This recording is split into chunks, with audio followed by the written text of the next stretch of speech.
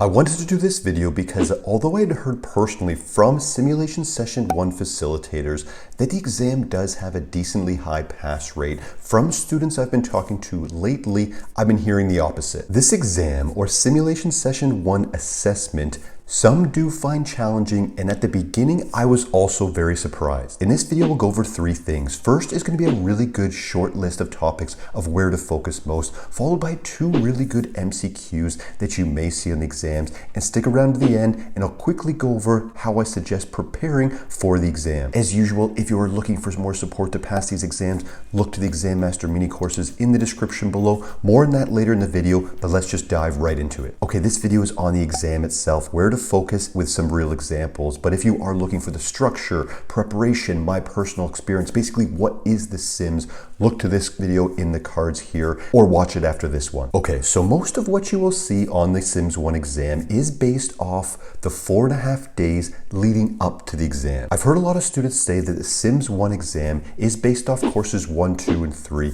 And although I roughly agree with this to a certain extent, that it is all residential and we're not into commercial or anything yet, by no means do I want you to go back and study all of those courses. That is just too much information, and in my opinion, a big waste of time. You're looking at, 36 total modules between the first 3 courses. They don't just try to cram all that information into one new exam. Okay, so I mentioned in a previous video, but I'll quick mention it again so you know. The exam is 50 questions. You can get 12 questions wrong and still pass with a 38 out of 50 and a 76% passing mark. You have 3 full hours to complete the exam, and keep in mind that 80 to 90% of these questions are now long-worded scenario-based questions. Let's go through a really good short list of what will come up most on this exam. TRESA and the code of ethics, clients and what are the services you can provide to them, self-represented parties and what assistance is permitted and in what scenarios, explaining services to a seller, obligations, relationships,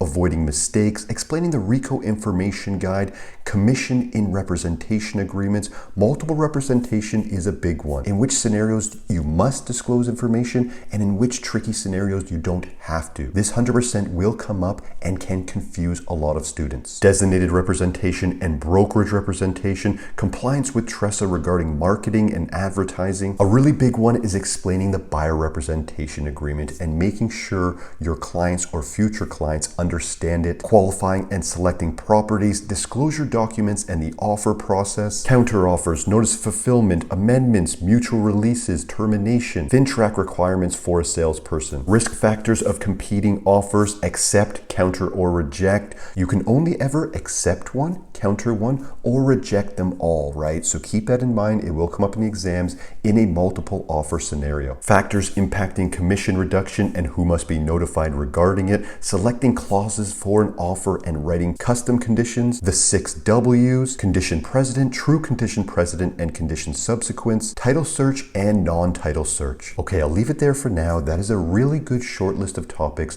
that will come up in the exams. Maybe screenshot this if you like to refer back to, and of course, look to the Exam Master mini courses in the description below, where I break down all of these topics and more, and put them into condensed mini notes, as well as challenging MCQs to give you a really good idea of what you will see on this exam. Okay, next, let's dive into 2 really good questions that you may see come up on these exams. Here's the question. Let's read it and break it down. You are working with your buyer clients, Stacy and Michael. They're looking for a 3-bedroom townhouse in any city. When searching for them, you discover a property for sale that is within your client's criteria. However, the seller is unwilling to pay a commission to the buyer's brokerage. What is a course of action that could be taken? On to possible answer A, and when reading the questions and the answers on the exam, always use the cursor. Put it top left when reading the question and move it to each answer before you read it. This is just good practice and a great routine to get into. Once you're going through the possible answers, leave the cursor hovered over any possible answer that sounds correct and move on to the next one. But on to question A, let's read it and break it down. In the event that the seller is unwilling to pay a commission to the buyer's brokerage, commission in this circumstance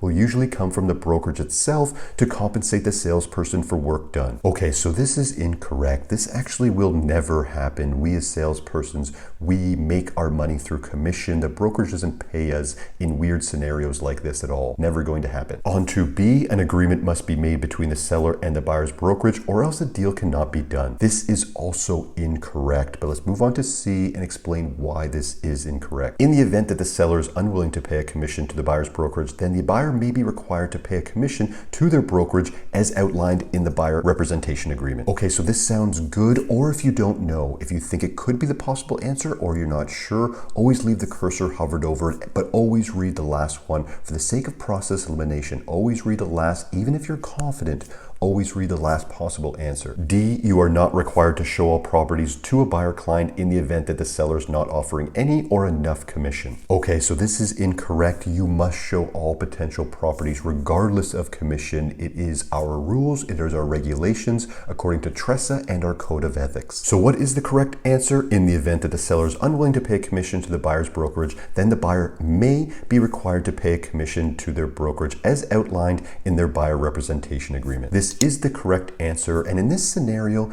your buyer will never just be paying anything out of pocket. You will always have these discussions with them and you will be keeping them informed. In this rare situation, because usually it's a for sale by owner if this comes up, usually, sometimes a listing brokerage is offering very little commission, but it's usually a for sale by owner. If this comes up, this is discussed between you and your buyer client, usually before the offer is made and taken into consideration during your offer. You're never just making a secret profit from your buyer clients or anything like that. So no stress there. Okay, great one there. Let's move on to the second one. Jane, working with Realty Inc. brokerage, submitted an offer on behalf of her buyer clients, Harry and Sue, which included a condition on financing. The offer was accepted within 24 hours. The financing condition has been fulfilled and Harry and Sue are ready to proceed with the transaction. What should Jane send to the listing agent in this situation? On to A, a notice that they are proceeding with the transaction even though the condition has not been satisfied. This is incorrect. That best describes a waiver. I'd move on from there. On to B, an amendment to change the terms in the agreement now that Harry and Sue are proceeding. Incorrect as well. No amendment would be needed in this scenario. On to C, a new agreement of purchase and sale must now be filled out and signed by both parties in the transaction. This also doesn't sound the greatest, but if you're not too sure, let's move on to D, process elimination. A notice of fulfillment to advise the other party that the condition has been carried out and satisfied and they are proceeding with the transaction.